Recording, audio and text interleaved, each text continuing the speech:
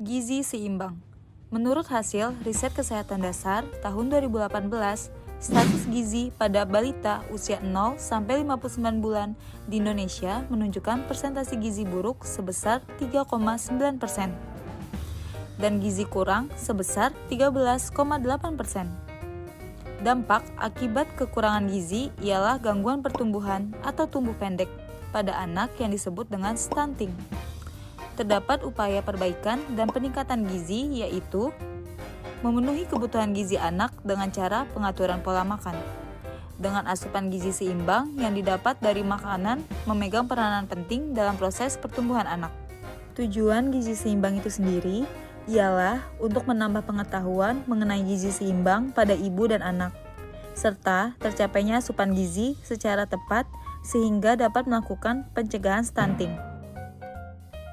Terdapat 4 pilar prinsip gizi seimbang, yaitu: pertama, konsumsi aneka ragam pangan.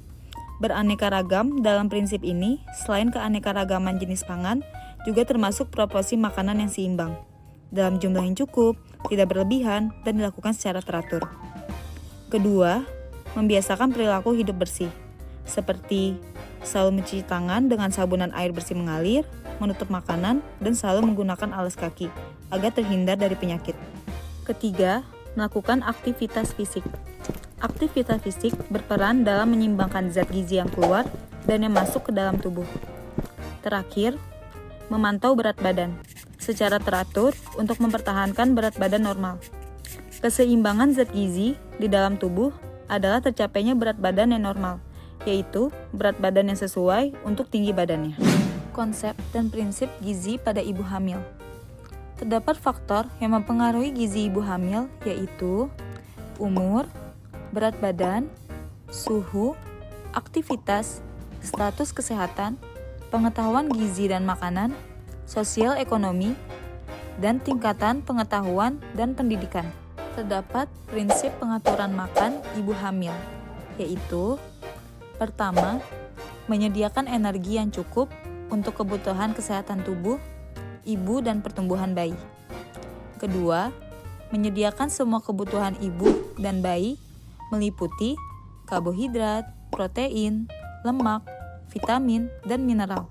Ketiga, dapat menghindarkan pengaruh buruk bagi bayi. Dan yang terakhir, mendukung metabolisme tubuh ibu dalam memelihara berat badan sehat, kadar gula darah, dan tekanan darah. Konsep dan prinsip gizi pada ibu menyusui. Pertama, pengaturan gizi pada ibu menyusui. Terdapat kebutuhan energi dan zat gizi ibu menyusui dibagi menjadi 2, yaitu makro. Makro terdapat protein, lemak, dan karbohidrat. Kedua, mikro.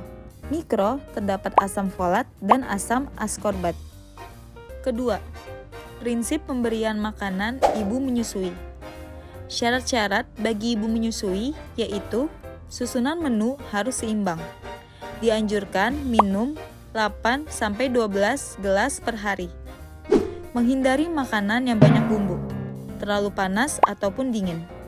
Tidak menggunakan alkohol, serta dianjurkan banyak makan sayuran berwarna hijau, kuning, ataupun orange. Konsep dan prinsip gizi pada bayi. Perawatan dan gizi bayi pada usia 29 hari sampai 3 bulan. Pertama, selalu cuci tangan Anda dengan sabun dan air mengalir sebelum dan sesudah memegang dan merawat bayi. Kedua, tetap beri air susu ibu sampai usia 6 bulan untuk mencukupi gizi bayi. ASI mengandung semua zat yang dibutuhkan bayi, yaitu karbohidrat, protein, air, DHA atau ARA, lemak, vitamin, mineral, enzim, faktor pertumbuhan, antiparasit, anti-alergi, antivirus, hormon, dan antibodi. Lalu, perawatan dan gizi bayi pada usia 3-6 bulan. Pertama, selalu cuci tangan Anda dengan sabun dan air mengalir sebelum dan sesudah memegang serta merawat bayi. Kedua, lanjutkan pemberian air susu ibu untuk mencukupi gizi bayi. Kandungan gizi pada ASI mencukupi kebutuhan bayi hingga usia 6 bulan. perawatan dan gizi bayi usia lebih dari 6 bulan, yaitu pertama, selalu cuci tangan Anda dengan sabun dan air mengalir sebelum dan sesudah memegang dan merawat bayi.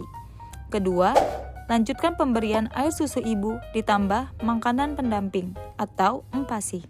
Konsep dan prinsip gizi pada balita. Terdapat faktor yang mempengaruhi asupan makan balita, yaitu lingkungan keluarga, media massa, teman sebaya, dan kondisi kesehatan. Anjuran makan untuk balita usia 1-2 tahun, yaitu pertama, teruskan pemberian ASI sampai umur 2 tahun. Kedua, beri nasi lunak 3 kali sehari. Ketiga, tambahkan menu lain seperti telur, ayam, ikan, tempe, tahu, daging sapi, wortel. Keempat, beri makanan selingan 2 kali sehari di antara waktu makan, seperti bubur kacang hijau, pisang, dan biskuit. Kelima, beri buah-buahan atau sari buah. Dan yang terakhir, bantu anak untuk makan sendiri. Usia 2-5 tahun. Pertama, beri makanan keluarga 3 kali sehari, yang terdiri dari nasi, lauk pauk, sayur, dan juga buah. Kedua, beri makanan selingan 2 kali sehari, di antara waktu makan, seperti bubur kacang hijau dan biskuit. Ketiga, jangan berikan makanan yang manis dan padat kalori di antara waktu makan.